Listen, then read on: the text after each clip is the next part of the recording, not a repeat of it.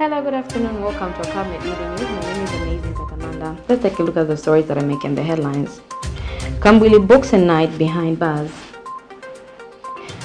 UPND members warned against reporting cases to the police without the party's consent.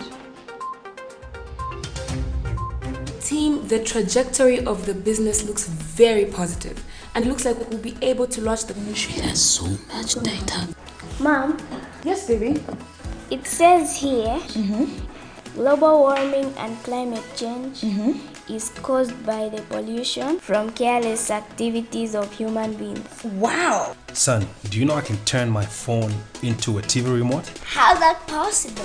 It's so easy. Check this out. Be smart, be fast with mega data from Zamtel. Get your 15 GB mobile data for only 100 kwacha, 30 GB mobile data for only 200 kwacha, and your 70 GB LTE data bundle with free Netflix, YouTube, Facebook, and WhatsApp. Visit our Facebook page, website, or service centers countrywide for more information. Zamtel, your digital lifestyle partner. Thank you for staying with us in other news in detail. Patriotic Front presidential hopeful KAMBWILI has been detained by police in Lusaka for allegedly expressing words of hatred, ridicule, and contempt based on tribe and origin of the people from Southern Province at Rejumano last year. And addressing the media over the matter, police deputy spokesperson Danny Mwale says Mr. KAMBWILI remains detained in police custody and yet to be charged.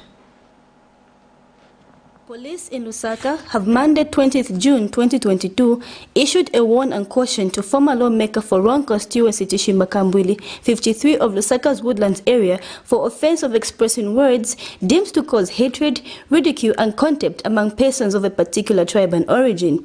It is alleged that on dates unknown, but between May of 2021 and August of the same year, the alleged suspect, Mr. KAMBWILI, uttered words that expressed hatreds towards people from Southern Province and the president.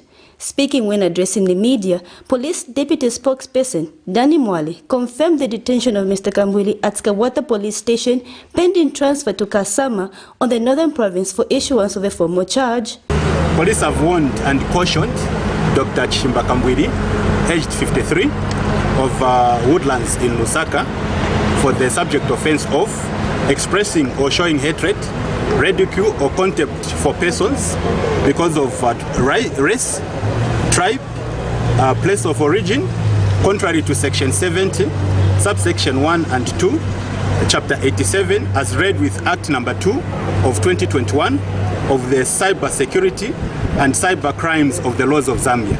Meanwhile, KAMBWILI's lawyer, Totwangulove, has described his detention as an abuse of the law. First headquarters, they said we'll give you a police bond from Kawata.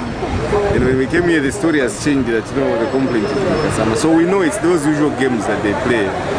Arresting someone, detaining someone here, picking them up at midnight, dropping them in Kasama, abandoning them there to find their own transport to Lusaka. It's an abuse of the law and abuse of the process of court. So we are yet to see how professional they are going to be on this one. But the issue is they're saying that KAMBWILI issued a tribal remark against the Southern Province people.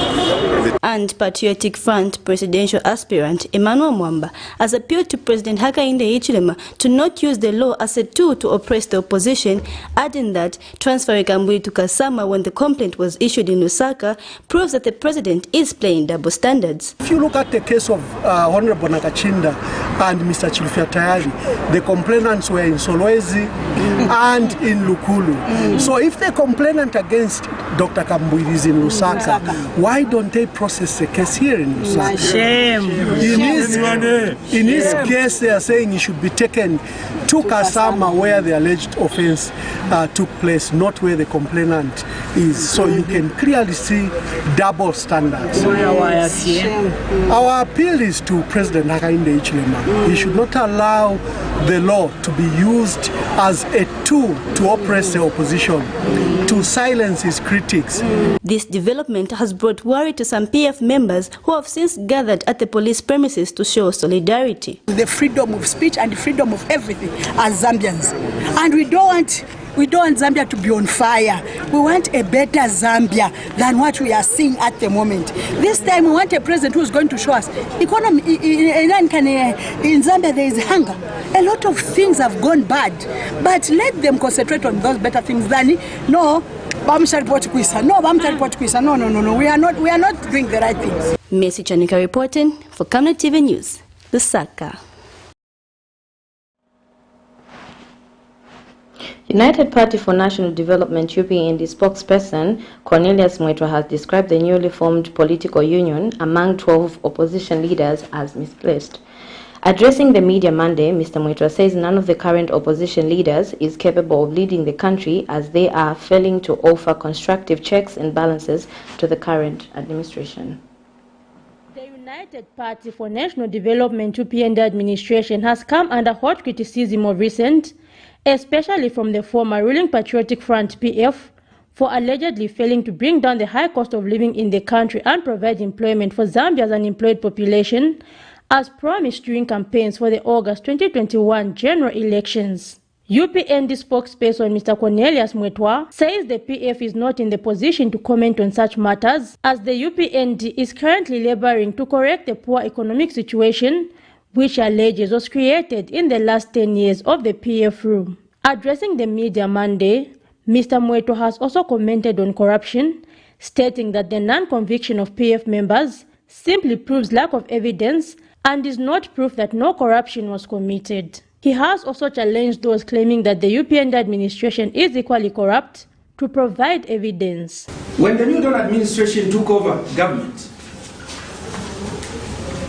the economy was growing in the negative at negative 2% GDP growth rate. And today, the economy has moved from negative 2% to 2% positive growth rate. That is progress. So, when we talk about the cost of living, let us agree that the cost of living reflects the state of the economy. And the state of the economy is one which we inherited at a time as a country could not even meet our international obligations. Meanwhile, the UPND national spokesperson has also downplayed the unity of 12 opposition political party leaders recently, stating that Zambia currently has no strong opposition, as the current existing do not offer constructive checks and balances. When you look at them, all of them opposed HH and his administration. They opposed his ascendance to power. They did not vote for him. So even when they can talk the way they are talking now, no, we should remove this government. Remove it and replace it with what? Because there's no replacement this far. Sure, can you replace HH and New Dawn with Winter Kalimba? Fred Mende. Now we don't know in PF whether it's Emmanuel Mwamba, KAMBWILI, but you know KAMBWILI already told the nation to say, don't go to PF.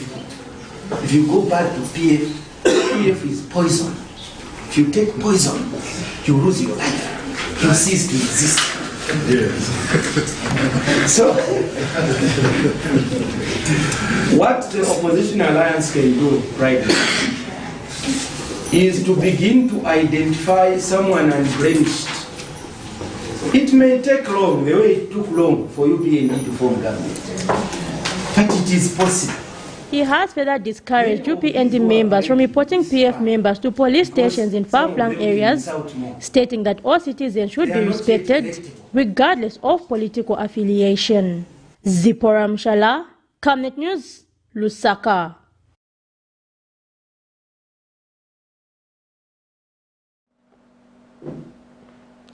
Residents of Kabasa area in Chongwe constituents have lamented that despite having reported the Rand Rango issue in the area where a named minister has been accused of being behind the saga, no help has come through.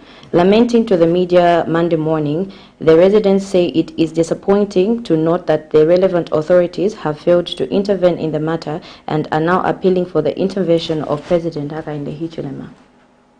For more than 10 years now, people of Kampasa, located in Chongwe constituency, have lived in temporary houses, which are not conducive for human habitation. This has made life for the locals hard to cope with. Kampasa village happens to be one of the oldest villages in Zambia, with an origin of 48 families in the early 80s, and now over 500 households live here. However, the village is allegedly becoming history following attempts by named individuals who have surfaced claiming ownership of the land. Some senior citizens in the area had this to say. Somebody in a time when you come to ife na wana wangawa na masukulu wanga lipa Kampasa pano. Government tipemba kuti siza choka palandi ii. Kapena kuli muntu wina mene iya na kuli salandi izo ndrama pweserane. Ife na wana watu tife palandi mene ii. Mailo mukucha tigawana landi mene ii. Ngati kuba kutipa mukatipele palandi mene ii.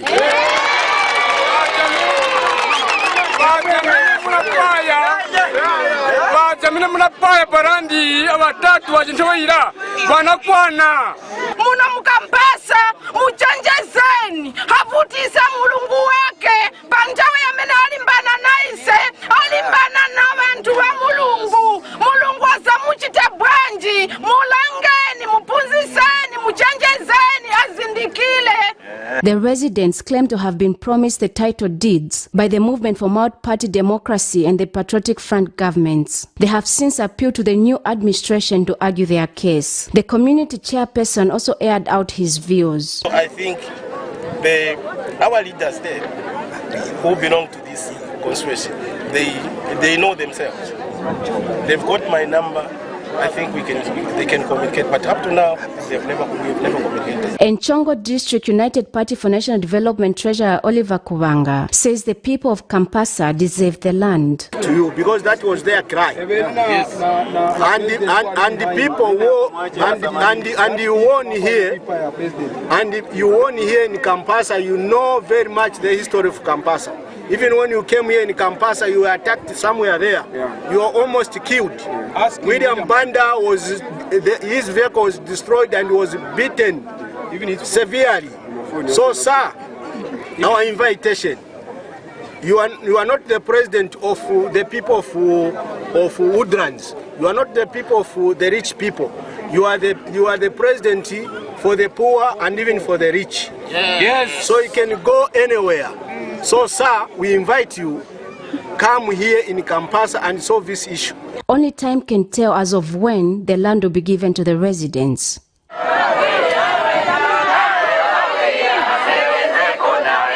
Blessings Chakwila, Camnet News in Chongwe. Former Vice President Inonge Wina, who is the sister-in-law to the late Sikota Wina, has called on the current generation to build on relationships that promote justice, fairness, love, peace, and inclusiveness. Speaking when she gave a vote of thanks to the church at the church service of the late Mr. Wina, the former Vice President says the older generation of the Winas did their part in fighting for freedom. She has since thanked government for the support rendered to the Wina family during the sickness and the death of their beloved. It was an emotional official funeral service for Zambia's first health minister, Sikota Wina, who died on 15th June 2022, as various government and former government officials trooped to Lusaka's Anglican Cathedral of the Holy Cross Church with heavy hearts and somber moods to bid farewell. Former Vice President Inonge Wina described the late Sikota Wina as an individual who promoted the One Zambia, One Nation motto and challenged the current crop of leaders to aim higher and contribute positively towards the country's attainment of justice and fairness. Sikota Wina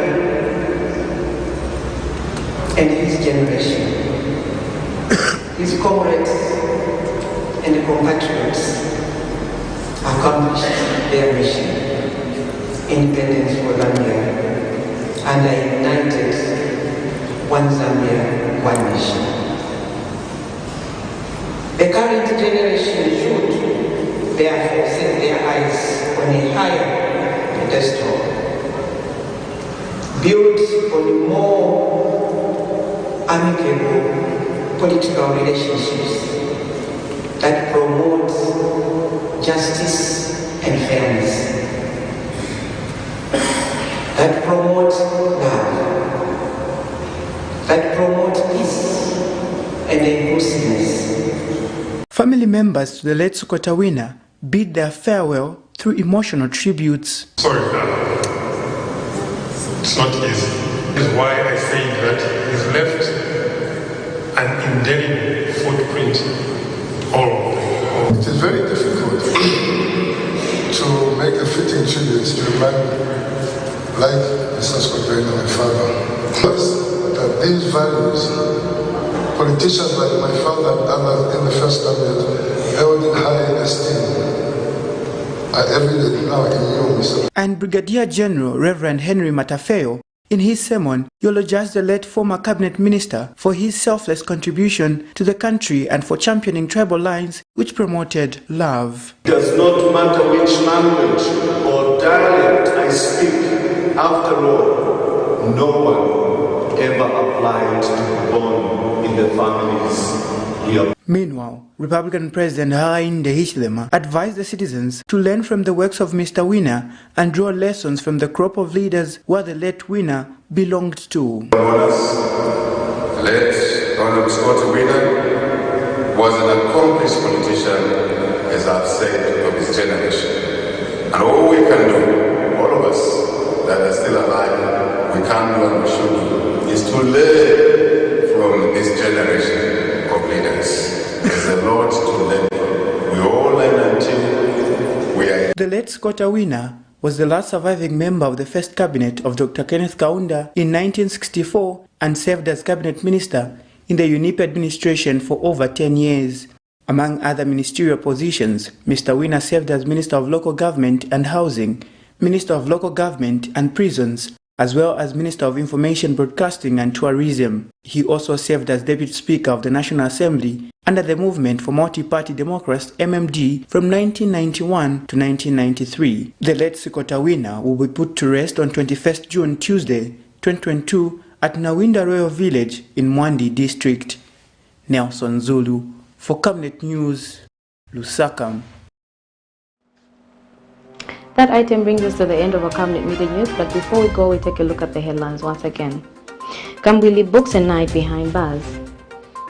UPND members warned against reporting cases to the police without parties' consent. That's all we had for you on our Camnet Media News. My name is Amazing Katamanda. Good afternoon.